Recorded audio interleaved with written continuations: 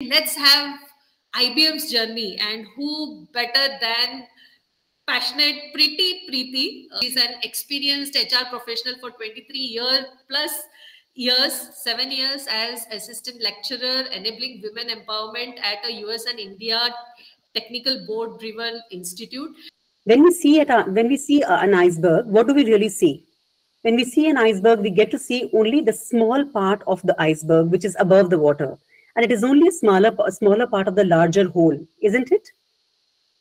And we have to think of the organizational culture in a similar fashion. I was talking to them and I said that, hey, what is the culture of your organization? And this employee tells me that, hey, my organization is cool, it's jazzy. We have a pool table, okay?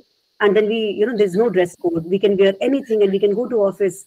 And there's no dedicated time for lunch or for coffee. I can actually walk out and have coffee, have lunch. In fact, I can go out of the office also. That is what is affecting or impacting the employee. But is that what is the deeper culture in the organization? That's only an outcome. That can be called a surface culture, which is visible, which is seen, and which is also an outcome of larger and deeper aspects of different culture. Would you agree with me? Yes or no? What's really working well for a couple of years now and how we operate at IBM is that we have an outcome-oriented approach.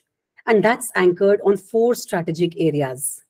I was curious to know, you had mentioned there was a comparative study you did between persons with disability and, similar other individuals on the same band and, and ensuring that, checking how they are being promoted and things like that. So how did you gather that data of who are these individuals with disability? Because self-identification initiatives are usually confidential, and we don't necessarily, we're not able to get the data as to who are these people. So how did you get that data? Okay, so how it works at IBM, Rachel, is that self-identification data is available to some limited stakeholders, and D&I team is one of them. So we get that list of employees, those who have self-identified themselves, basis what disability, and basis that we take that as a baseline, as a benchmark data for us. Also, Rachel, for you've rightly said that many employees, and it's voluntary at IBM also. So you may choose to self-identify, you may not choose to self-identify.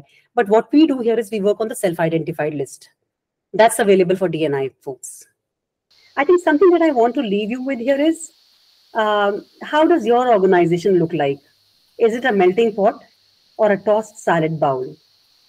A melting pot refers to a homogeneous group because every element that's added to a melting pot really is required to get added to the homogeneous group.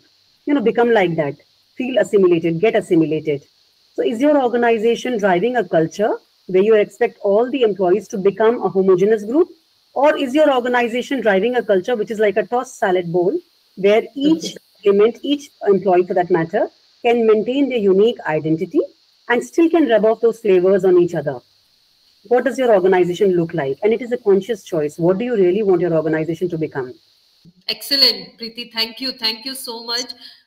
As in, your thoughts were so clear about every process, about every minute detail that's there in your organization. I had goosebumps at the moments where you shared about different examples that you shared. So